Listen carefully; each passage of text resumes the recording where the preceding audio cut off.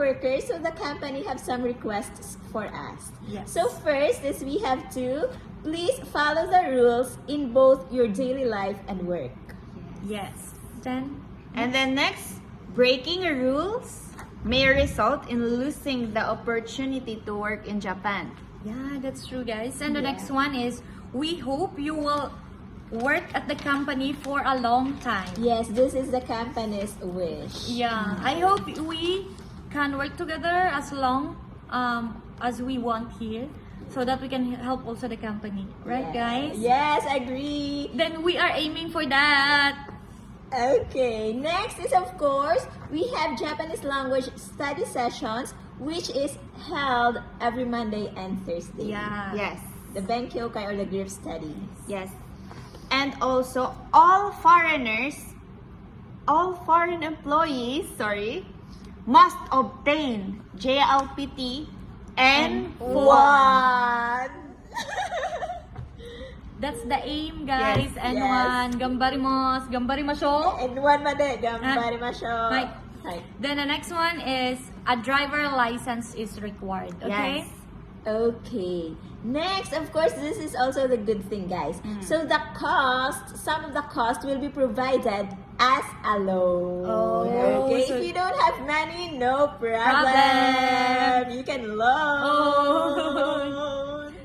So the next one. Next is the SSW workers must obtain the certified care worker qualification after 3 years.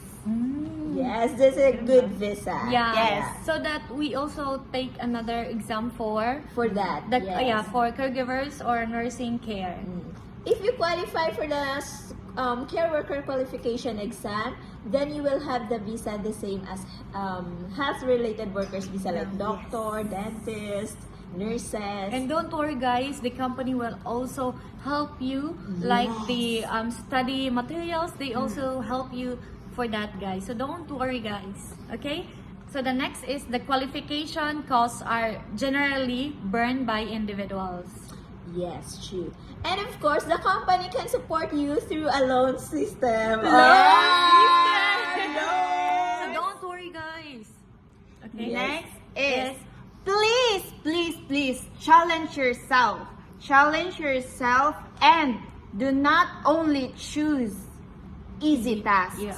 Because as caregivers, guys, we need our full force and everything. We can do that, guys. So don't. Full potential. Yeah, guys. So we can also help the company as well, guys. Yes. Okay, guys. So don't avoid challenge, guys. Don't avoid challenge. Yeah. Embrace challenge. Embrace challenge. Yes. Because challenge make us stronger and we can learn a lot about it.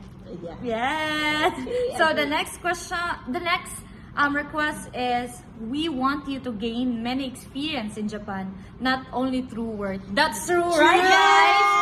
Yes. You will have a deeper understanding all about Japan culture, Yeah, and then their lifestyle, and then how to deal with Japanese people. And also, I love guys, we it. have like nomikai.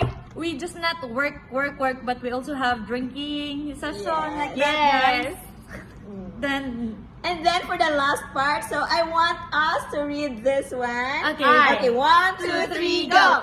Becoming a leader helps increase income, experience, and confidence. So, guys, we encourage you to come with the company and experience the life here in Japan and also embrace the Japan life, guys. So, Yes. we're waiting for you Yes, guys. guys, please be one of us. Be one of us, guys. Ikimashou. Ay, bye, guys. Bye-bye. Thank you. Thank you so much.